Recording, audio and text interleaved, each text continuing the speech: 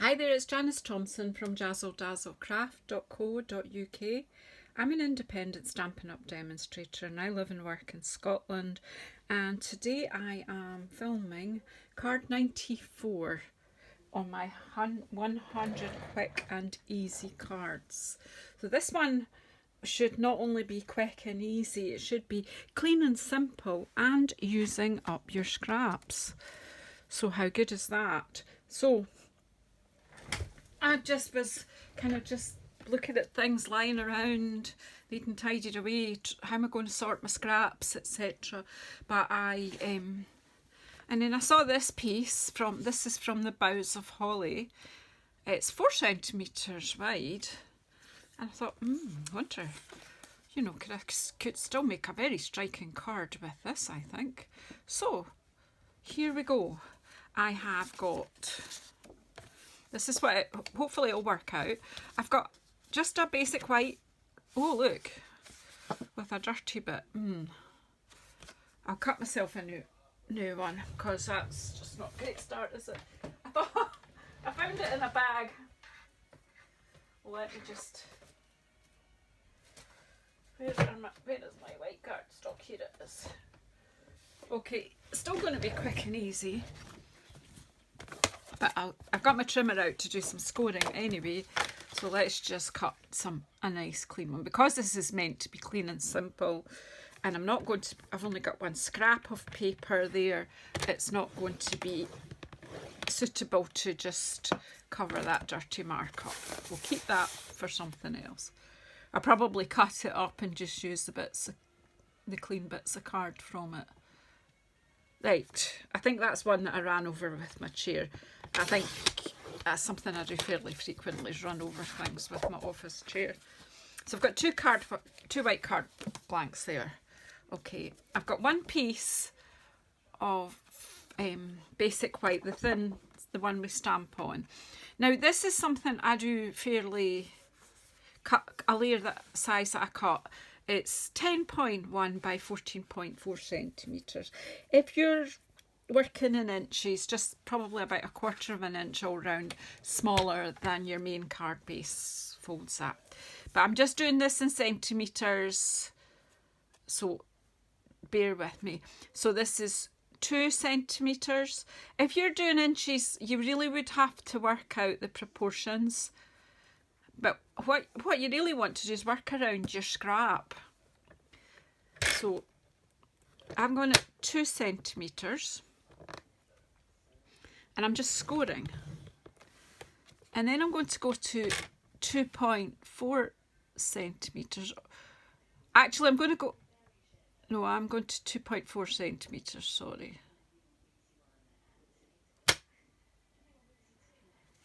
That's it. 2.4. Just make sure it's nice and straight, because this won't have its good appearance if it's not straight.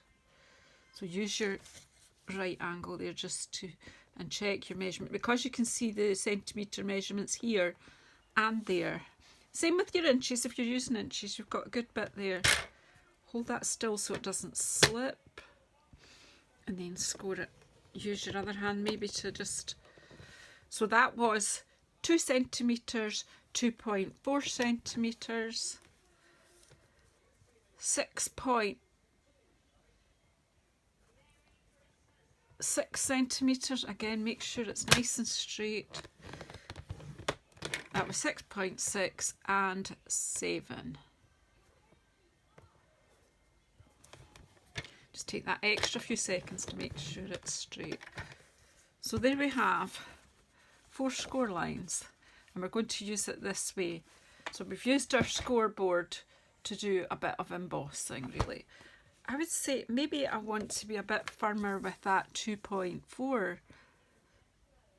It just isn't as pronounced as the other line, so let's just, maybe I wasn't firm enough. I think it was because I used my left hand to do the scoring part. That's better.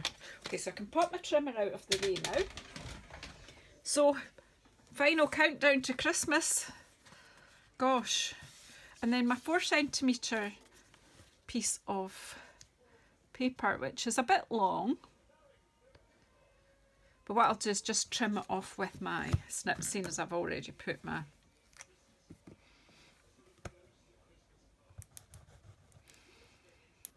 my glue doesn't want to come out. Great start. This is my first filming today, so this is always going to be. See if this one works. Yay. Probably don't need as much the glue as far as that, do I? Oh well.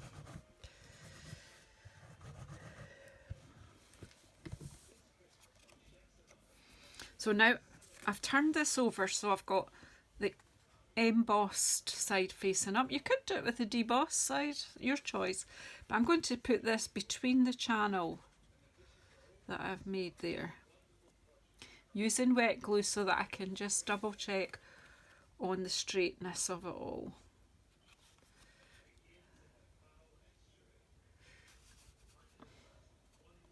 So you have a tiny, tiny bit of white between your paper and the embossed line.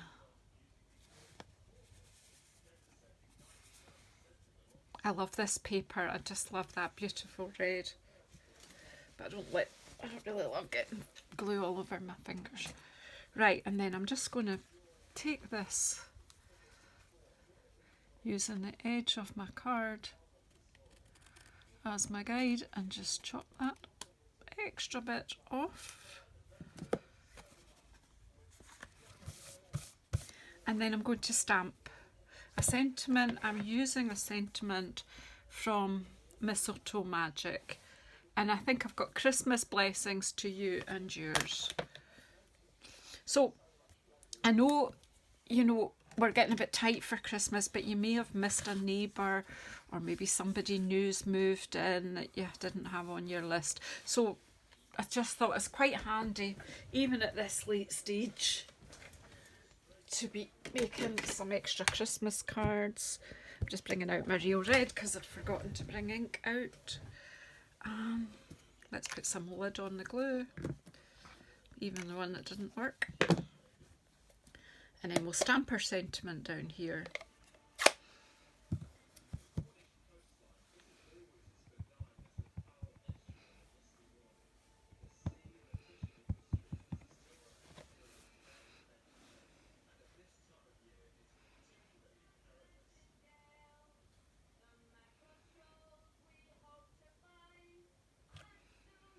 Oh, that's lovely. Christmas blessings to you and yours.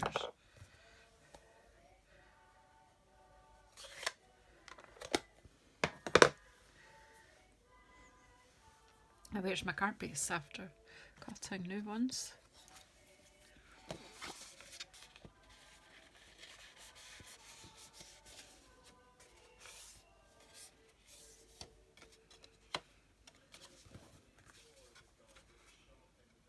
How is that for a way to use up some scraps? Now if your scraps are shorter, you could actually do something that way. If they're shorter, maybe broader, it's up to you. And you just make sure you leave a space between your two sets of embossed lines. It just gives it just that added little bit of simple interest. You know why I put my glue, but I've still got to stick it on my card, goodness me.